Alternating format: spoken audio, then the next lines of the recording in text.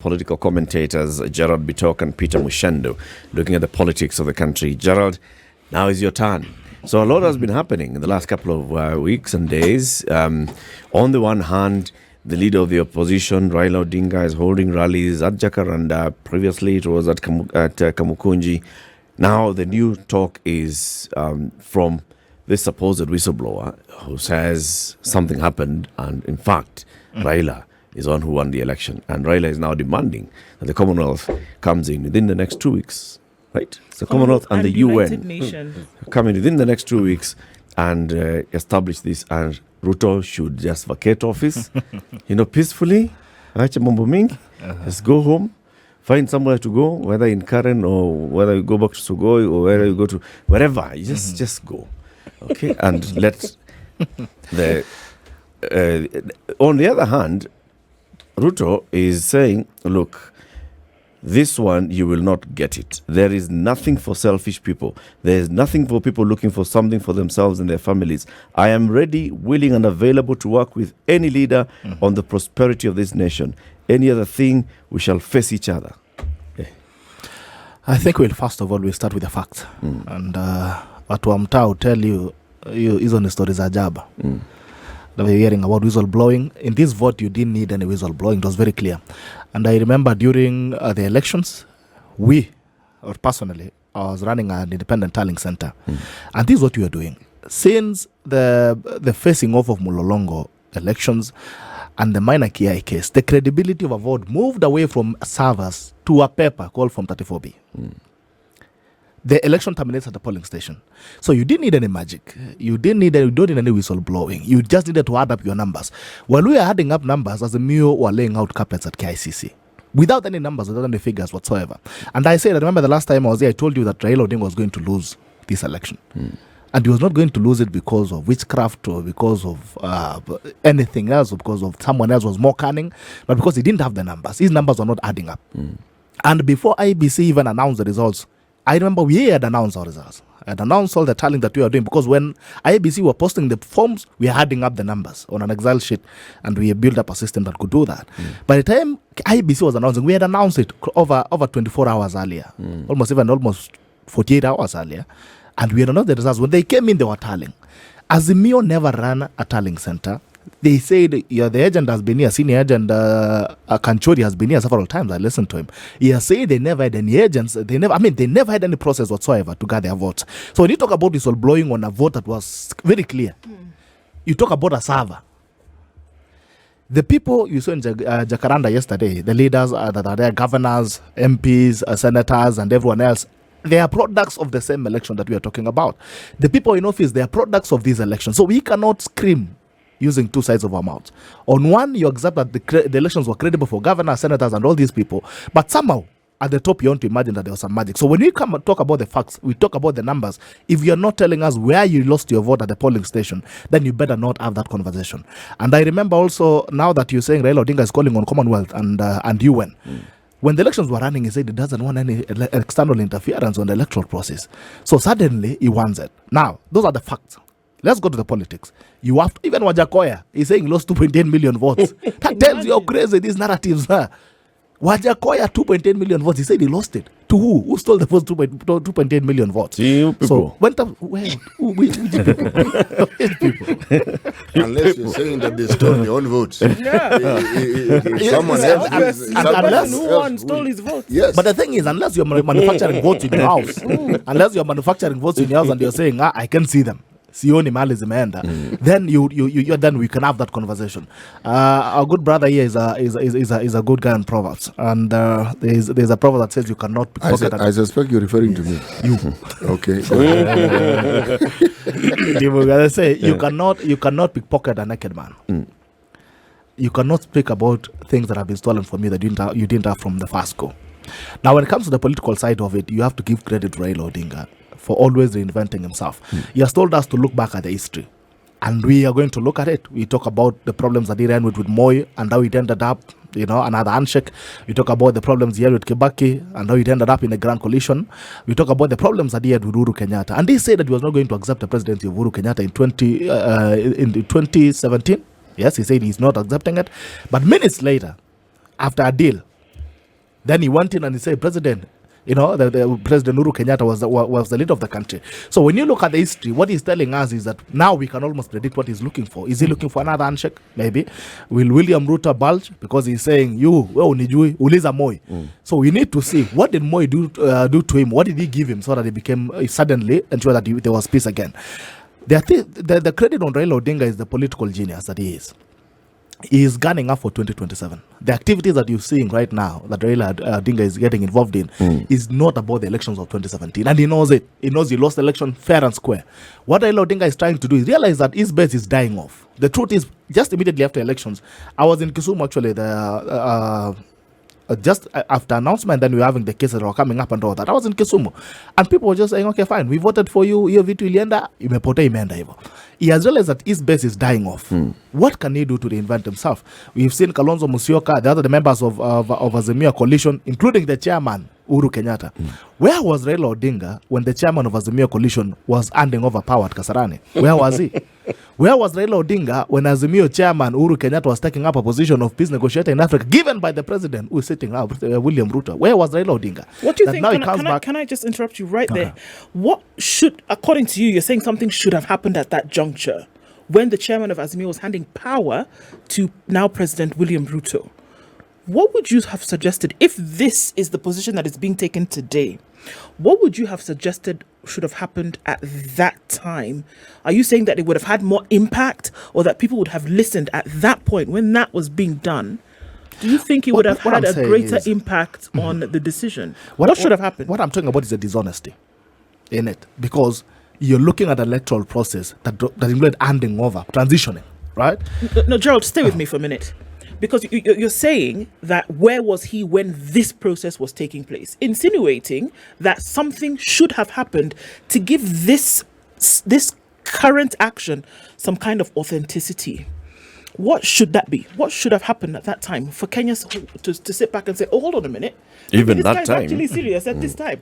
What would that look like? Before swearing in of President William Ruto, there was a process that happened. There was a court process, and they talked about the hot air. There's been enough time for him to present his case. Okay. Right now, he's coming up with rumors, not facts. Because you cannot tell us after 100 days, more than 100 days, you come back and you tell us there's a report somewhere. There's a gentleman in a corner. And why can't you tell us 100 days after? Is there a time period? Is there a designated period when you can do these things? We're discussing politics and politicians. Do we segment them and quarantine them to certain time spaces within which they can do certain things? And where exactly does this happen?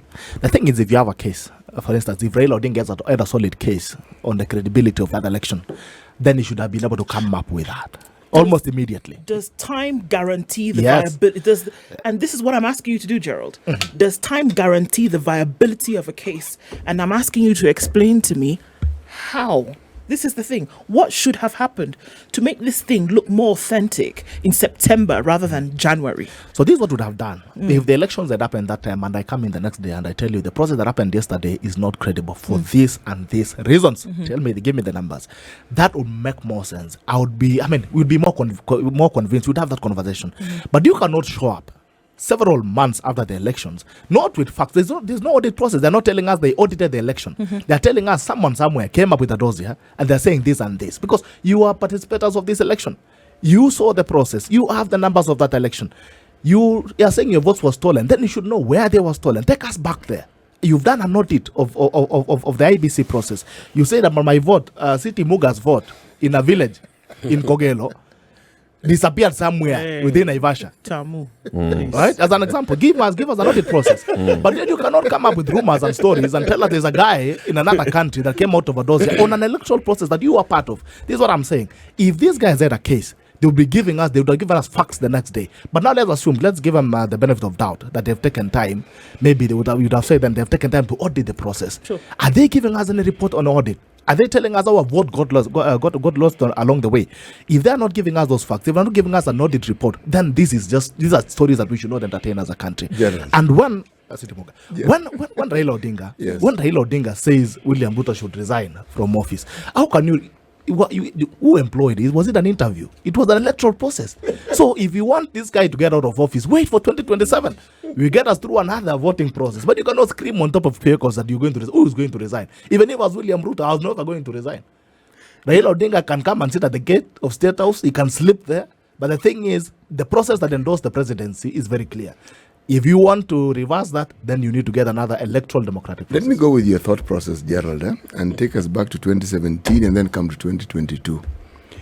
Is there anything Raila Odinga is saying that you haven't heard before in this regard, or even in a greater measure before? Is there anything you haven't heard? There's nothing new. In 2017, what did he say about that election?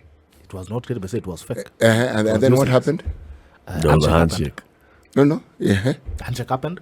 And this has been my problem. Raila Odinga had 5 good years. No. Before the handshake, what happened? Of course, Tear that's gas what he's mandates. doing now. No. When was the election nullified? In the Supreme Court. Yes. Which year? 2017. You see? There had been noise, nullification. All right? And the same postulation and analysis that we are now discussing was similar to then. Raila, eternal loser, never makes sense, never does this. It was there. Yeah. You see, there is what we think happens. That's why I began when Eric asked me earlier on. With these processes, when we comment, when I say we're half-cocked, there is a lot we really do not know. This is my view.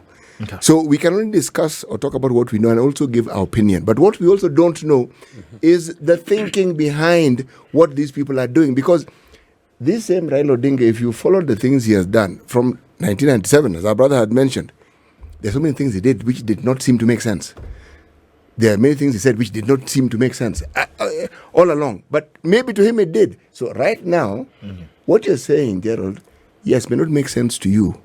But is that what we ought to be looking at? Should we not be asking ourselves, why is it making sense to Raila Odinga to say what he's saying now at the time he's saying it? Why?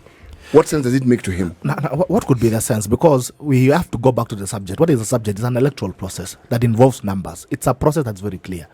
You wake up in the morning, you go and vote, you go back home, someone takes through your vote through that process, and it ends up somewhere being tallied and becomes numbers. Now, if we want us to discuss the electoral process, then we have to deal with facts. But if you want us to have a narrative of fiction and and all these crazy things, then you're taking us to another different territory. But if we're having a conversation about the election that he's saying was not credible, then he needs to engage us on the numbers. He needs to engage us on the process. He needs to follow the process. There's that question that City is asking. So why do you think it's making sense to Raila now? The only reason why it's making sense. What game is afoot? To be honest, I think if you're any person who can think would find it very traumatizing sometimes to listen to these stories that these politicians come up with. And the politicians don't want to be questioned on the basis of facts. You can bring in Raila Odinga here. I'll be very willing to sit across the table with him. I would want to understand what is it that he wants us to make sense of. Is it the numbers that he's missing? Where are the numbers? Where did they get lost? Where were they? Zilikuwa wapi ndio zikapotea? Tuambie zilikuwa wapi? Is it an issue of the process? At what point did we have a faulty process? But if he wants us to have a discussion, political conversation that he wants us to have now, that's a different story. It doesn't make sense to anyone else except himself. And this is what Raila Odinga, because he asked us to go back to history. And our good brother Siti Muga said also we go back to 2017. Let's look at what happened in 2017. An election happens. He comes up, says it was faulty. It goes in to Supreme Court. They make a ruling, they nullify it with very clear grounds on why they nullified it. It was an issue of the process. They said the process is as good as the results. Yep. And they gave recommendations that were adhered to in 2017 to the latter. It was about the transparency of the server. You remember the servers that we said they were in France. Now they say there's no stories of servers that are going to be concealed somewhere, sitting somewhere. We have to have a clear process. If it's about the forms, that the forms be on the public domain. But Raila Odinga never recovered from that hangover. There was a server somewhere which was hiding numbers. In his head, he's still thinking he's in 2017. This time, the forms were very clear in public domain. Any Tom, Dick, and Harry could download them and add up the numbers. Raila Odinga was still stuck there. Gerald, now he's bringing us since to you've case gone of the into process. the realm of determining what is in Raila Odinga's mind, try and push that argument now in this present day and age, what do you think is in his mind now? Because again, if I'm looking at history, who would have imagined that in 1997, his decision to disband his party and join KANU would have the outcome it did? With hindsight, you can all be clever and say this is what happened, but who could have foreseen it then? Who? Do you think he foresaw it? This is what I'm trying to determine. Do you think Raila foresaw it? By the time Raila was going to State House and meeting with Moi and agreeing, yes, we can merge the two parties, do you think Raila was foreseeing him breaking up the party, or do you think he was foreseeing inheriting the party? Actually, I saw him thinking, if I'm now entering Gerald's realm, I saw him thinking of inheriting it. Because the disagreement, if I recall correctly, was with the choice of who the successor would be. Yep. That's where the big kerfuffle arose. Yeah, and it appeared that many members of KANU then agreed with Raila on that particular subject. This is all I'm seeing. Arguably, it could be said, if the process that they're not saying Raila, but the process of selecting the successor was other than Moi determining this is the person. Now, you see, when I say I don't understand it and we're never fully informed, this is what I mean. I'm looking at this situation, and right now with hindsight, I can claim to understand this. But even with hindsight, there's still many questions that I'm asking. There's still a lot. Yes. What are the questions? For me, I don't see the questions. Actually, what happened in 1997? I mean, reading Raila is a well-open book. You don't need any science to understand Raila Odinga. What happened in 1997 is exactly what happened in 2022. So Moi calls him, he's caused problems on the street the same way he's doing now, the same way he has done every electoral cycle, and tells him, okay, chill, man, you come. Let's do this thing together. I'll hand this thing over to you. I'll pinpoint hey, you can inherit me. What happens? Moi turns around and even disappoints every other person and picks up another gentleman from a corner, Uhuru Kenyatta. The same thing that happened, the only thing that has changed in 2022 is that actually Uhuru Kenyatta stood up and supported Raila Odinga, albeit not in a big way. But that was the same story. Wewe wacha kuzunguka kwa street, kuja ndaachana na William Ruto, I will endorse you. He endorsed him and he supported him. The same thing that happened now. Raila Odinga is doing two things at this point. He's reinventing his political mojo that has been lost since 2022. He has realized these guys are falling off, and ile risasi yake moja imeisha, sasa bazuka ilienda tena 2022. He wants to create another gun for 2027. And to do that, he needs to keep his base active. So he's keeping the base active. He needs to keep his base active. Peter, do you think the same? Yes, I think the same. And I think I will also challenge our media to, when we have such claims as having a dossier that questions the entire process of election that has been validated by our own Supreme Court, if somebody comes with a dossier, we need to dig deep and understand who are these people who are bringing this dossier. In this case, the dossier that the Honorable Raila Odinga is talking about, it is prepared by a company called Vanguard Africa, and it is read by somebody called Jeffrey Smith. These are the named whistleblowers in that particular dossier. Who are these people to Raila Odinga? And I will invite you to go to, in US, there is the federal regulations that you must do returns when you do business with foreigners. And in 2017, anybody would remember a very much publicized trip of the Honorable Prime Minister to the US, if you can recall. That particular trip was organized by Vanguard Africa. It was organized by Jeffrey Smith. The very two people named as the whistleblowers in this particular dossier. Now, if you go to the website of Vanguard Africa, you will find again the Africa spokesman named in that website is Gizongo. The man who was told to have, what did the Supreme Court say? Hot hair. He brought a lot of hot air to Supreme Court. I mean, if I'm looking at those records, and I'm then comparing them to the so-called whistleblowers, I can only come to one conclusion, that practically this is something that was organized somewhere and it was amplified to become a dossier. And as you have clearly put, there is always an end game to what Raila Odinga does. There is always an end game to everything he does. And even this one, Raila Odinga is 70-something years. He's what you would refer into a spent political canon, but he still cannot let go.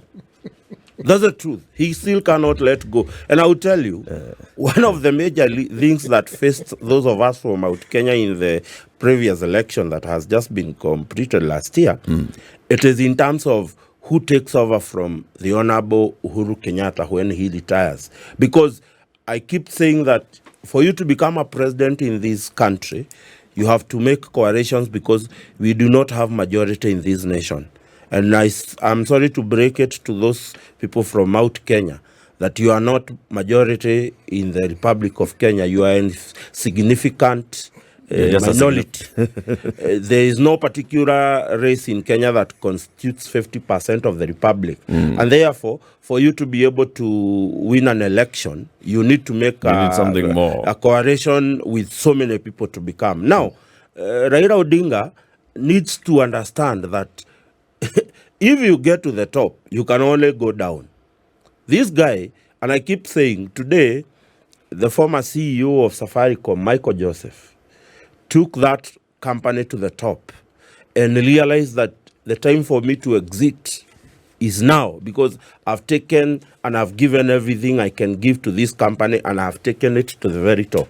One of the things I think the Honorable Raila Odinga ought to have done, it is exit when he was still at the top, because you cannot talk about the new constitution without giving credit to the Honorable Prime Minister. But that credit continues to be tainted after 2010. What he has done over and over again, it is to taint it. So Raila is just doing what he normally does. He wants to be part of this government. Because if we look at the interference that he has been associated with from 1982 when he is being associated with the coup, the result that come therein, it is him being part of government. Does he want to be part of government or he wants to be government? No, he wants to be part of government. He knows he cannot be government. Does he? This is the thing. I think we're entering into the minds of people whom we do not know. Yes. Do you think he wants to be the president of the country, or he wants to share Right now, with government's Ruto as agenda? president. Hold on. He can still have a desire. He wants to be part of the government that is. Because listen to the words that he's speaking. Which one do you see that he wants to be? I'll tell you, I can take you back to the Raila that was addressing Kenyans back in 1997 at the Ufungamano initiative. The kind of rhetoric he was saying then, that Moi must go, he must vacate government, we will not pay tax. Those are the things he said in 1997. These are the things I'll take you back into January of the year 2005, when they are gearing up for referendum 2017. Look at every agitation by Raila Odinga leads to a compromise with government. So we can only judge him today based on history, not based on what we don't know. So I think for me, Raila Odinga is still dreaming that he wants to be part of government. Unfortunately for him, he is dealing with a very shrewd politician who is sitting at State House in the name of the Honorable William Ruto. And that shrewd politician does not Yes, and does not foresee anywhere they will work with Raila Odinga. And he has already extended a handshake. no, he has said wakunywe chai. Si watengeneze serikali.